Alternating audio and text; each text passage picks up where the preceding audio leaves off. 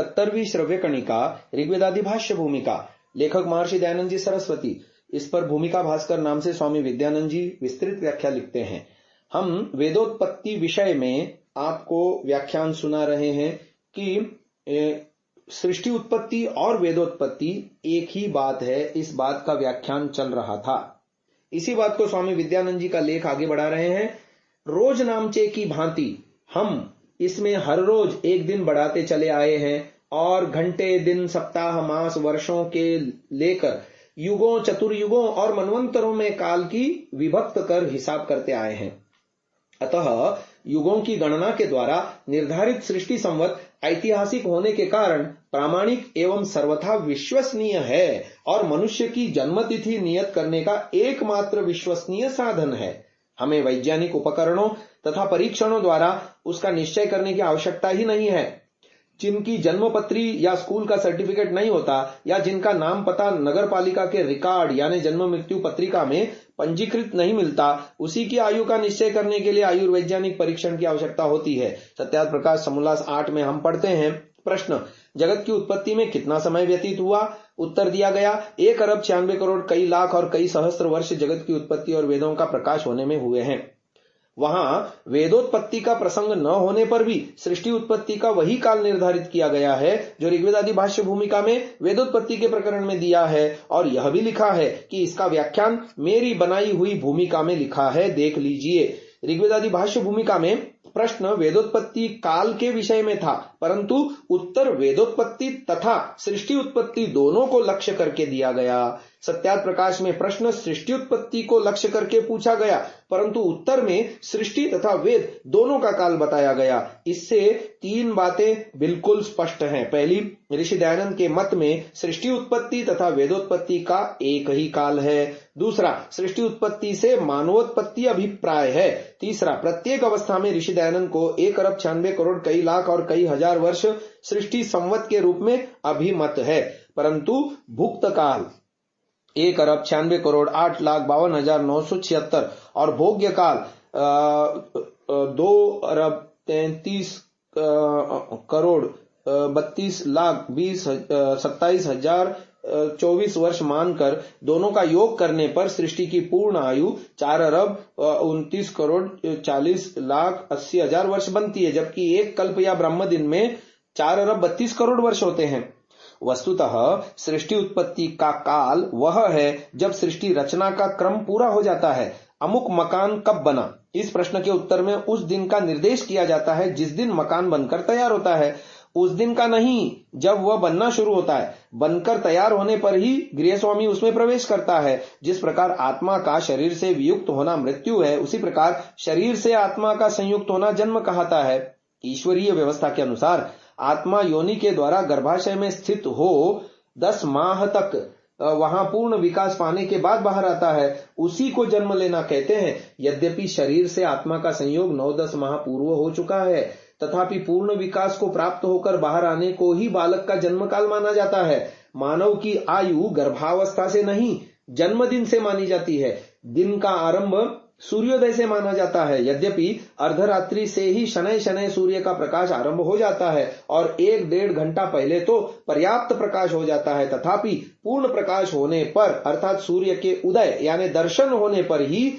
दिन का आरंभ माना जाता है। इसी प्रकार मानवोत्पत्ति के साथ सृष्टि रचना पूर्ण होने के समकाल सृष्टिउत्पत्ति का काल माना गया है। इस प्रकार यद्यपि परमेश्वर के ईक्षण द्वारा क्षोभ होने पर जब प्रकृति की साम्यावस्था भंग होकर वह अव्यक्तावस्था की ओर अग्रसर होती है तो सृष्टि उत्पत्ति की प्रक्रिया आरंभ हो जाती है, तथापि सृष्टि उत्पत्ति तभी मानी जाती है जब मानवोत्पत्ति के साथ सृष्टि की रचना पूर्ण हो जाती है। इसी न्याय से सृष्टि उत्पत्ति और वेदोत्पत्ति का काल एक माना गया है।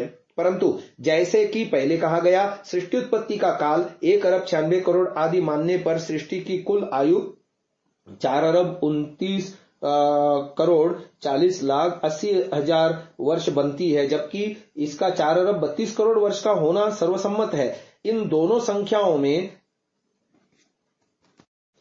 2 करोड़ 59,20,000 का अंतर है, जो 6 चतुर्युगियों के काल के बराबर है। एक ब्रह्म दिन का परिमाण 1000 चतुर्युगी है। ब्रह्म दिन में 14 मनवंतर होते हैं और एक मनवंतर में 71 चतुर्युगी होती है। इस प्रकार एक ब्रह्म दिन में 994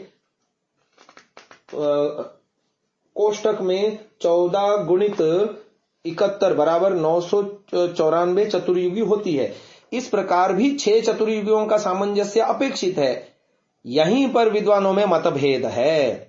एक पक्ष 6 चतुर्युगियों के बराबर काल को प्रारंभ में जड़ सृष्टि की रचना में लगाता है और दूसरा पक्ष सृष्टि संवत 1,97,49,49,076 मानकर इस समस्या का समाधान करता है और 14 मनवंतरों के संधि काल में 6 चतुर्युगियों के बराबर समय का समावेश करता है। मानवोत्पत्ति से पूर्व जगत की रचना में 6 चतुर्युगियों के बराबर समय लगता है। इस मान्यता का पोषक कहीं कोई प्रमाण उपलब्ध नहीं है। यह कहा जा सकता है कि ऋषि दयानंद का यह लिखना कि एक ब्रह्म दिन में 14 मनवंतर यानी 994 चतुर्युगियां भोग्य काल है, यह संकेत करता है कि यह काल भोक्ता जीवों की अपेक्षा से है। जब जैविक सृष्टि से पूर्व भोग्य सामग्री का होना निर्विवाद है और उसकी रचना में पर्याप्त समय भी अपेक्षित है, तो उसमें 6 चतुर्युगियों के बराबर समय लगना संभव है।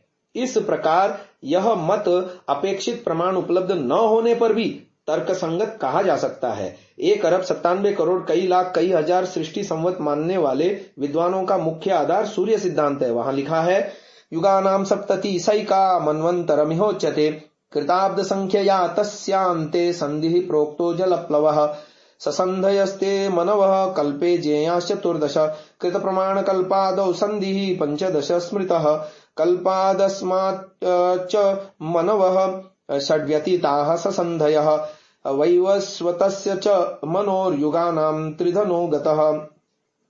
ये सूर्य सिद्धांत में प्रथम अध्याय में 18, 19 और 22वां श्लोक है। अर्थात 71 चतुर्युगों का एक मनवंतर होता है। उसके अंत में सत्ययुग की अवधि के वर्षों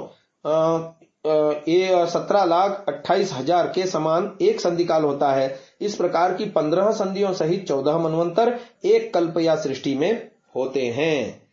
सूर्य सिद्धांत के प्रमाण के आधार पर कहा जा सकता है कि गणना करने वाले ने भुक्त और भोग्य मनवंतरों की वर्ष संख्याओं का ही योग किया है।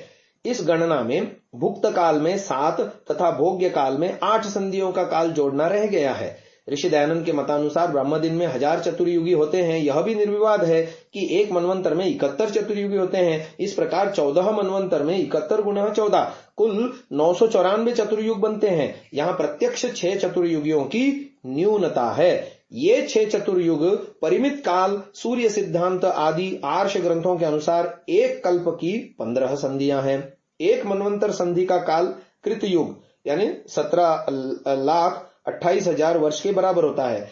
इस संधि काल को 15 से गुणा करने पर संधि काल के कुल 2,59,20,000 वर्ष होते हैं। यह काल अवशिष्ट 6 चतुर्युगियों के अर्थात 4,32,000 गुणित 6 बराबर 2,59,20,000 वर्ष के बराबर ही होता है। इस प्रकार 71 चतुर्युग प्रमाण के 14 मनवंतर की 994 चतुर्युग संख्या में 15 संधियों के 6 चतुर्युग काल को जोड़ने से ब्रह्मदिन की 1000 चतुर्युग संख्या बन आती है। इस प्रकार ऊपरी निर्दिष्ट व्यतीत 1,96,08,52,976 वर्ष संख्या में विगत 7 संधियों के वर्ष जोड़ने से विगत वेदोत्पत्ति या विगत सृष्टि का शुद्ध काल उपपन्न होता है। इस प्रकार भोग्य काल की वर्ष संख्या में भोग्य काल की 8 संधियों की वर्ष संख्या जोड़ने से शुद्ध भोग्य काल वर्ष संख्या उपलब्ध होती है। अंततः शुद्ध भोग्य काल में शुद्ध भुक्त काल जोड़ने से वर्ष का कल्प या ब्रह्मदिन सिद्ध होता है। अन्यथा 15 संधियों का काल न जोड़ने पर न तो 1000 चतुर्युगियों की संख्या पूर्ण होती है और न कल्प या ब्रह्मदिन की नियत वर्ष संख्या उपलब्ध होती है।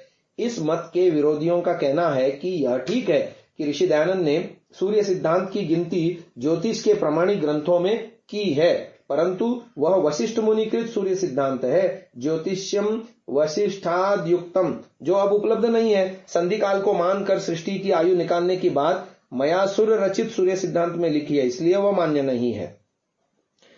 तो आज की इस चर्चा को हम यहीं विराम देते हैं, आगे की चर्चा कल करेंगे। ओम।